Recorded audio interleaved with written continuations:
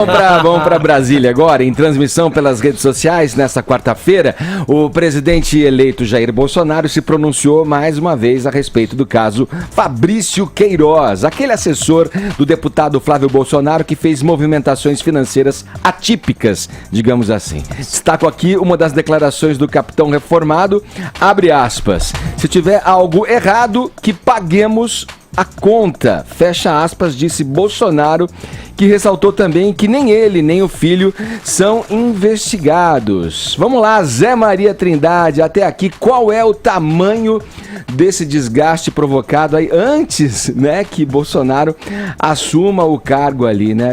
Sei lá, a mim parece o seguinte, que se você não sabe que há algo errado, já é meio algo errado. Vamos lá, Trindade, bom dia. Bom dia a todos. Olha, Edgar, o governo Bolsonaro e principalmente o presidente eleito Jair Bolsonaro não se preparou para a defesa. A gente vê claramente que houve ali erros grosseiros na defesa deste caso, né?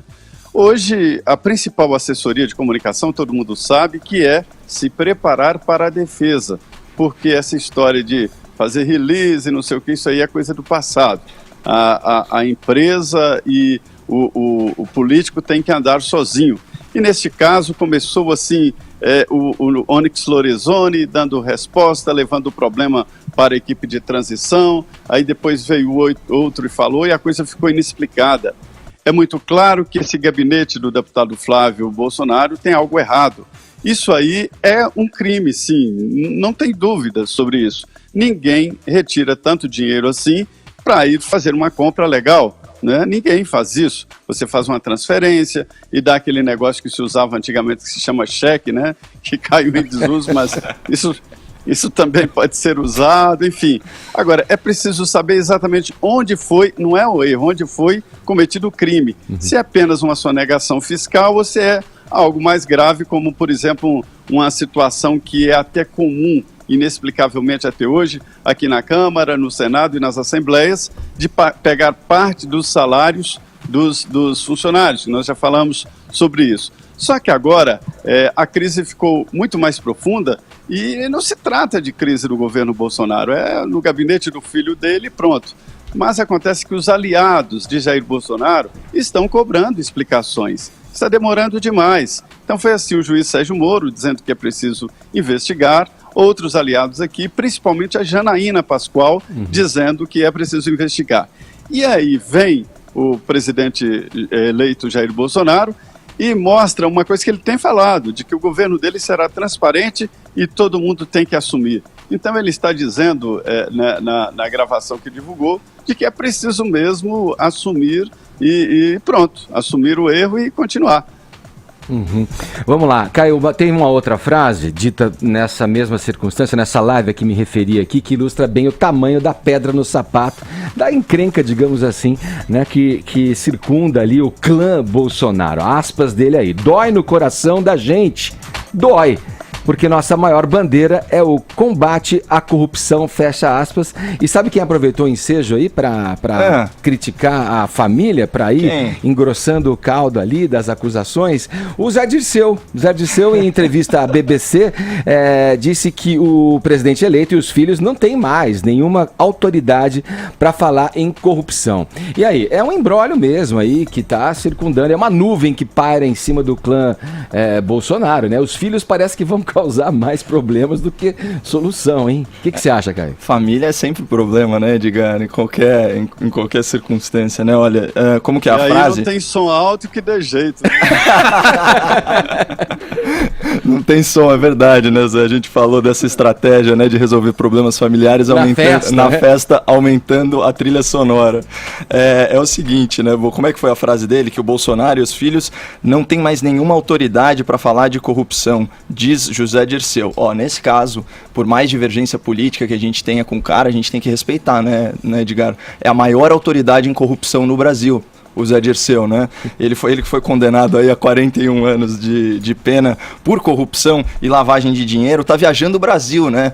Graças a a visão, a doutrina laxativa do STF, que solta tantos corruptos, né? Mas ele é uma sumidade em corrupção, então é um arquiteto do mensalão, vamos dizer assim, estava lá na gênese do Petrolão. Então, se ele fala sobre corrupção, é melhor a gente ouvir, porque ele deve ter algum conhecimento de causa. Mas agora falando sério, a frase do Bolsonaro, né? Dói no coração da gente. A dor maior é sempre da vítima, né? Então, quando a gente está falando de possíveis ilícitos aí contra o erário, contra os cofres públicos, a vítima é o povo. Nós não sabemos se é o caso, porque a gente sabe muito pouco sobre o caso. Então, já que o Zé Maria falou da Janaína, eu estava vendo até uns tweets dela, ela pontuou muito bem. O silêncio, ele é um direito constitucional, mas o esclarecimento, ele tem perspectiva política. É disso que a gente está falando aqui. Então, como disse o próprio Jair Bolsonaro, o combate à corrupção é a maior bandeira desse novo governo. Então, aquelas justificativas da velha política, de se esconder atrás das garantias processuais, elas não servem mais para a opinião pública. Ele tem um feeling bom em relação a isso, tanto que ele se antecipou e fez uma live, né, de esclarecimento. Fazia muito tempo, quase um mês, que ele não se comunicava assim com a sua base, né? E ele justificou a natureza da operação, em que a primeira-dama está implicada, inclusive assumindo a culpa para si, falando que era o pagamento de um empréstimo. Ele fez uma observação que cabe colocar aqui. Ninguém recebe ou dá dinheiro sujo com cheque nominal. É verdade, mas também, nessa mesma transmissão, ele já sinaliza, já vai meio preparando o terreno para apuração de um eventual ilícito fiscal na operação, né?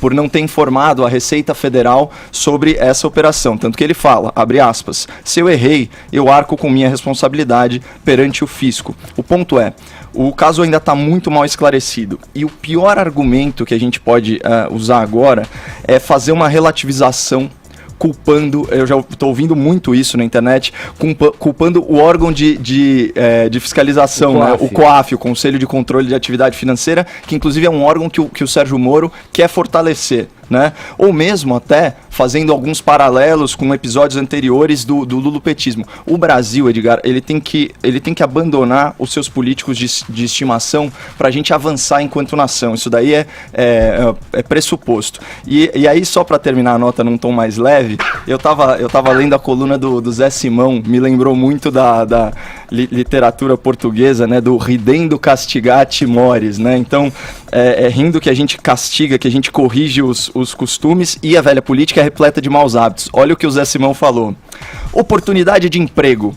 Motorista, salário R$23 mil, rendimento de até R$1.200.000 por ano. Observação, repassar 24 mil para a patroa. Então, assim, enquanto a questão não se esclarece, a gente vai continuar criticando sim e, por que não, satirizando também. Meu Deus, eu concordo com o Caio! É 4!